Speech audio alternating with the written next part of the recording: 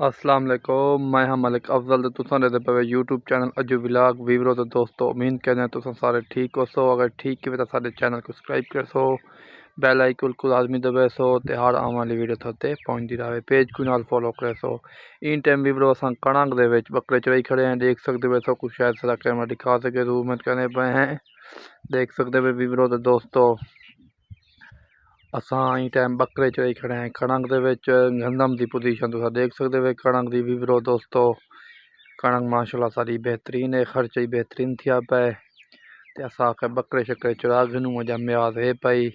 अगू वाला फरवरी लगता पे, फरवरी दे विच कणक नड़ी कर आंदी है ते भला बकरा का म्याद खत्म थी वैसी। ई टाइम देख सकते हो वीवरो। तो दोस्तों सारे चैनल को लाजमी सब्सक्राइब करे सो, पेज को फॉलो करे सो। इन तो कणक दिखाने हैं बैक साइड तो देख सकते हो वीवरो। दोस्तों ते ये तुम सामने देख सकते हो।